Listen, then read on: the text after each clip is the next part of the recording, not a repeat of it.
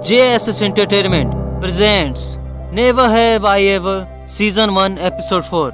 कहानी की शुरुआत में हमें दिखाया जाता है कि देवी सोकर उठी है और वो उठते के साथ ही देखती है कि उसके गेट पे टंगा होता है एक खूबसूरत साड़ी। क्योंकि आज गणेश पूजा है इसीलिए सारे हिंदू अपने ट्रेडिशन के हिसाब से ड्रेस पहनते हैं। देवी को साड़ी पहनना नहीं आता इसलिए कमला उसे पहना कर तैयार कर देती है।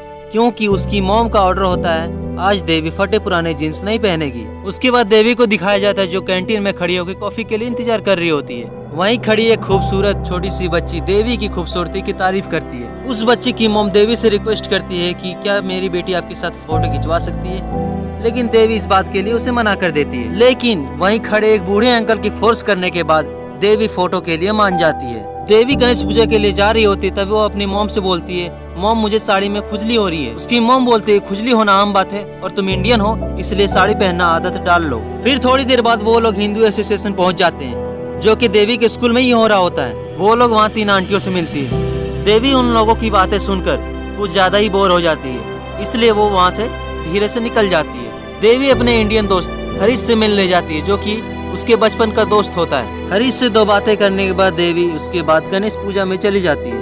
देवी वहाँ भगवान से प्रे करती है कि उसके सारे सपने पूरे हो जाएं और वो पंडित जी से प्रसाद लेकर खा लेती है। जब पंडित जी कमला को प्रसाद देने जाते हैं वो उसकी मन की बात जान जाते हैं। पंडित जी उसे बोलते तुम शादी नहीं करना चाहती ना। कमला ये सुनकर शॉक्ड हो जाती है और वो बिना कुछ बोले वहाँ से निकल जाती है। पूजा खत्म करने के बाद देवी रॉन नाम के आदमी को ढूंढ रही है जो की एक कॉलेज काउंसलर है। इसका काम होता है टैलेंटेड बच्चों का किसी अच्छे कॉलेज में एडमिशन करवाने में मदद करना और ये अपनी कंपनी में बच्चों को सर्विसेज भी देता है। देवी भी इसी काम से इसके पास आई होती है। देवी रॉन को अपनी क्वालिटीज क्वालिफिकेशन सब कुछ बताती है जिससे रॉन इम्प्रेस हो जाता है। रॉन बोलता है तुम्हारे अंदर अच्छी क्वालिफिकेशन है लेकिन कॉलेज को ऐसी लड़की की जरूरत नहीं है जो पूरी जिंदगी रिज्यूमे बनाने में लगा दी। वो ये भी बताते हैं कि फिलहाल कॉलेज को नई किस्म के बच्चे चाहिए। रॉन देवी से कहता है अगर तुम अपने डैड की मौत का कहानी सुनाकर सिंपैथी जीत जाओ तब तो तुम्हारा काम बन जाएगा। पर देवी अपने डैड की मौत की कहानी सुनाकर अपने एडमिशन के लिए एडमिशन कमेटी को प्रभावित नहीं करना चाहती थी। इसीलिए देवी रॉन को नालायक गोरा बोल के वहाँ से निकल जाती है। फिर गणेश पूजा के बाद ललनी कमला और देवी बैठकर लंच करती है। लंच करने के बाद देवी अपने लॉकर के सामने जाके उसे लात मारती है क्योंकि रॉन की वजह से उसे बहुत ज्यादा हर्ट हुआ होता है। वहीं उधर से पैक्सटन आता है जो स्विमिंग प्रैक्टिस खत्म करके घर जाने वाला होता है। वो उसे पूछता है कि तुम यहाँ पे क्या कर रही हो। देवी बताती है आज गणेश पूजा है और हम लोग गणेश पूजा में खाते हैं और गणेश जी की पूजा करते हैं। देवी को गणेश पूजा के बारे में ज्यादा कुछ मालूम नहीं होता है क्योंकि वो हमेशा से अमेरिका में पली बड़ी होती है। पैक्सटन देवी से पूछता है तो क्या गुस्से में लॉकअप पे लात मारना क्या ये भी गणेश पूजा का एक हिस्सा है। ऐसा उसने बस मजाक में बोला होता है। मुस्कुराते हुए देवी बोलती है मुझे बस गुस्सा आ गया था क्योंकि एक बूढ़ी घुसड़ ने मुझसे कहा मैं बिल्कुल देसी हूँ और कुछ लोग कहते हैं मैं देसी नहीं हूँ। जिसके बाद पैक्सटन बोलता है किसी के बोलने से क्या होता है, तुम जैसी हो वैसी रहो देवी। और फिर वो वहाँ से जाने लगता है। जाते जाते वो देवी की साड़ी की तारीफ करता है जिस बात से देवी को अंदर से बहुत ज्यादा खुशी होती है। बाहर ललनी देवी का इंतजार कर रही है लेकिन वो नहीं आती इसीलिए वो कमला को